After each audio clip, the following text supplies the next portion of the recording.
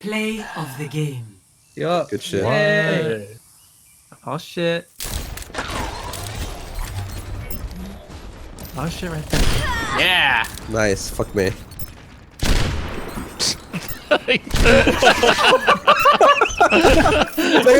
Yeah. Woo! That was horrible. But the other team was like, Dude, what the Here's fuck? the thing. Here's the funny part. If that was a play of the game, it must have all sucked ass.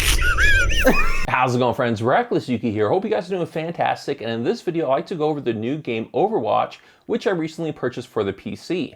And in this video, I like to tell you guys whether or not I think the game is worth it for Call of Duty players. So if your background is Call of Duty like mine, then I'm basically going to go over and try to relate it to Call of Duty so that you guys have a better idea of going into it before you spend $60 into this new game.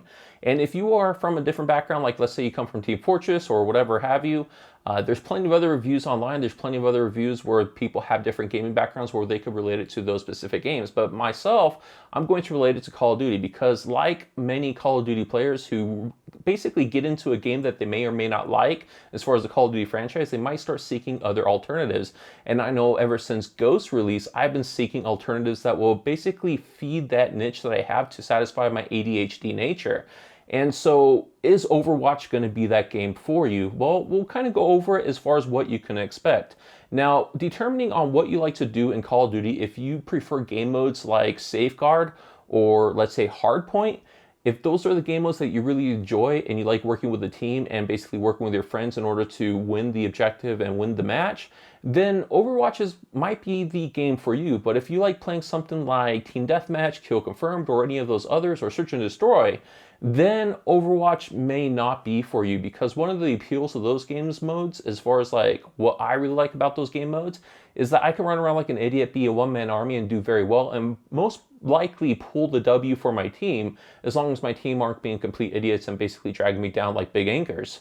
So would Overwatch be a good fit for a person who likes to play like that? I would say no, because Overwatch is really a team-based game.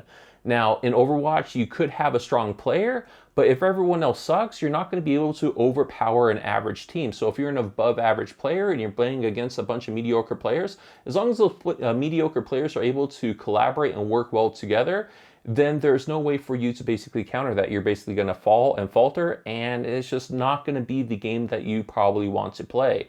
But I myself like playing Team Deathmatch. I like playing Kill Confirm. I like being that hero. But yet, I am having some decent fun in Overwatch, and I think it's mainly to do with playing with friends. If you're able to play with people that you can enjoy the game with, people who aren't too try-hardy, people who will just take the game and enjoy it for what it is, then I think it could be an enjoyable experience for you guys, especially if you're looking at changing it up and trying to try something new. I am having a decent time at it. Now, it's still just within the first days of the official release. I didn't play any of the beta, so I could still be honeymooning the game, which I seem to always do. But so far, I think it's very much worth it to try and definitely buy. And I could kind of foresee myself playing this a lot because it's decently fun and I'm having fun with each character. And one of the interesting things about this game versus Call of Duty is there's no specific class that you could create. There's nothing you can actually do to really customize. Basically, you have 21 heroes that you could choose from currently. Now, there's going to be more coming along the way. But currently, there's 21 heroes to choose from that all have special abilities, special perks, different health, like different footsteps even.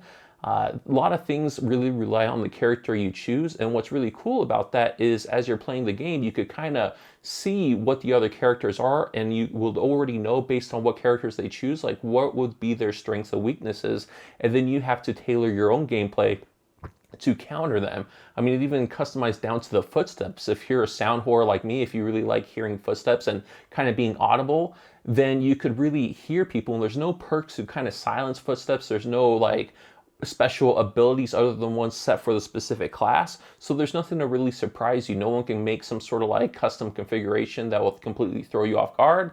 It's really kind of upfront and honest when it comes to a first-person shooter. And as far as the game modes are very objective based. You know what the goal is, and so you just perform it, and you either do the attack or the defend, or you both go after the same objective like a hardpoint match. So it's pretty cool. So I think it's fun, but it's still at the beginning phase, like I said, as far as my opinions on the game. I could be honeymooning it where, you know, maybe in a month or two, I'm going to be sick of it. But hopefully that's not going to be the case because Blizzard is planning on really devoting a lot of time on this. Like when you pay that $60 to get the game, you get all future DLC content. So there's no need for some stupid season pass like all of Activision's games. They don't seem to be money whoring the game. And even right now, there is a loot box system, which is something similar to supply drops. But all the stuff that they give you doesn't really change anything as far as any attributes with a character, just cosmetic. And right now there's no money exchange. Now, there could be some microtransactions going on in the near future, but there's no real need to do that. And if you like a few characters specifically over others that you always play, you could definitely, you know, use the in-game currency and unlock all the things you want for those characters and not really worry about the characters you don't really care for. So it is a nice kind of system they have. I know that I personally don't like every character in the game. I tried every character, and there's a lot of characters I really suck with, a lot of characters I'm able to do well, but I don't ever see myself needing to unlock everything, and there's no pressure to unlock everything for every other character to get your character fully maxed out, the ones that you prefer, unlike Black Ops 3. So I think it's a pretty good system. You guys might like it, especially for you guys who are really against the supply drop system, who really don't like having to roll the dice a chance to get the new weapons. I really hate that setup. I really don't like that system. And as far as the gameplay, like, I'm having fun with the gameplay, even though it is very team-orientated. I find myself on a losing team quite often. Maybe that could be due to my own incompetencies with the game, because I feel that I'm never performing as well as I should, especially like not performing as well as I would in Call of Duty. When it comes to hit time, or like basically the time to kill, it makes core in Call of Duty look like hardcore. So, I mean, it's very slow. And depending on the abilities you have or use, like, you know, you could kill people faster, but then it really requires a lot more skill. Like, there's a sniper type of character named Black Widow. It's one of the characters I like using. And her sniper rifle, basically hold it to charge it up. And if you're able to hit the opponent in the head, it's a one-shot kill for most of the characters. I'm not sure if it works on the big tanks. At least I haven't really successfully done it, but it does take a lot of damage off. So 2 powered headshots or 2 or 3 will take down a character, at least from what I've seen.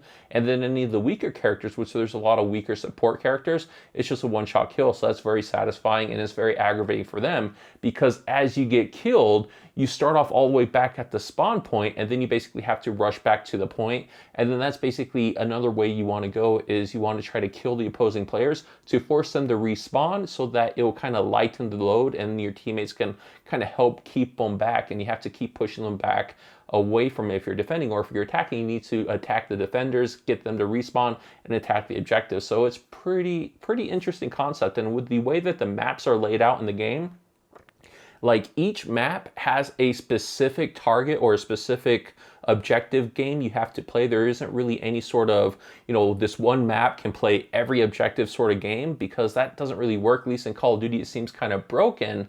At least I think so. Whereas this game, I never felt rage or frustration based on the map or kind of how they laid things out.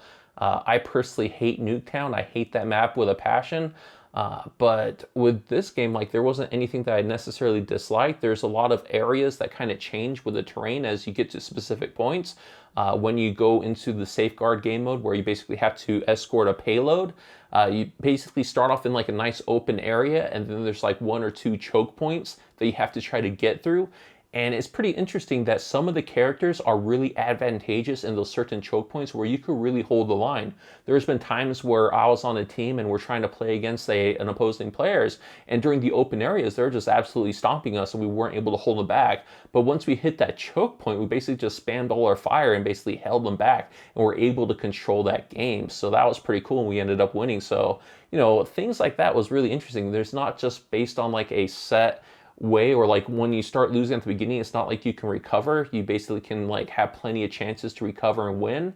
I had plenty of games that were kind of going our way as well, but at the very end we basically choked and weren't able to perform, or maybe the opposing team finally got their act together. So, you know, it's not like a predictable game. Things can really go one way or the other. So I think it's a fun game overall. Like, I'm happy with my purchase so far.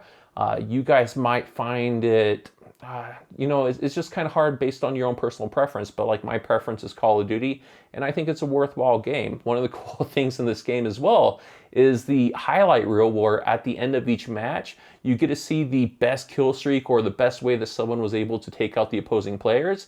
And some of these are actually really bad. Like I had two where I was trying to use Black Widow and I was sniping people, and the one that I messed up on was like I shot one person and then shot another person, but I missed 3 times, and on the third shot I finally got him. And that was the best kill of the game, which I thought was pretty, you know, not very good. And then in a different game, I got like 3 one-hit kills in a row. So I mean, that was like basically a 3-piece. So that was something a little bit more respectable as far as those. So a lot of things are pretty funny with that. And even with a different game, like there's a character where you could basically be a troll that could create a turret. And I didn't record any footage of this, but basically you were just troll with a turret, and I controlled a choke point at a game mode, and I was just there beating my hammer against the thing, trying to keep the health of the turret up, and the opposing players kept trying to take that point, and my turret was killing them, and I ended up getting the final kill just by beating the crap out of my turret, and my turret was doing all the work. So, you know, some comical things can happen in this game, and this game is very kind of, I guess, lighthearted. The animation is very nice. Like, it's a very well-polished game, I have to say. Unlike Call of Duty when it came out to the PC, like Black Ops 3, where it's just like not running very well for me. It took a while for the game to be optimized.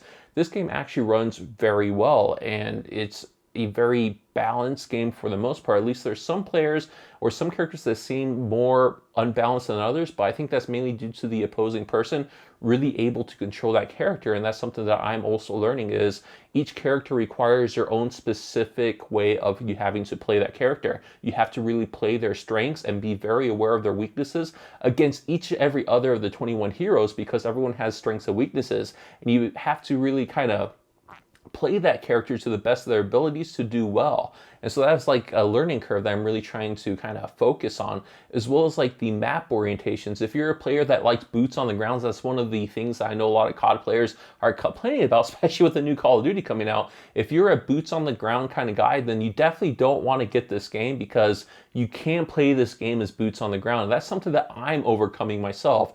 I find myself kind of sticking to just like running and gunning, and that just gets me killed often, where I see a lot of the better players always kind of jumping around, and they're using the strength of their abilities. Like some of the characters have jetpacks, some of the characters have like grappling hooks, so that you're able to get around and maneuver around the map, because the maps are very well detailed and they're very well laid out, where there's a lot of ways to go about the map depending on your character. Your character go one way where other characters can't follow, so that's something also interesting to be aware of. And if you're not aware of that, people can basically flank you pretty easy, even at choke points, if you're not aware of all the little nooks and crannies.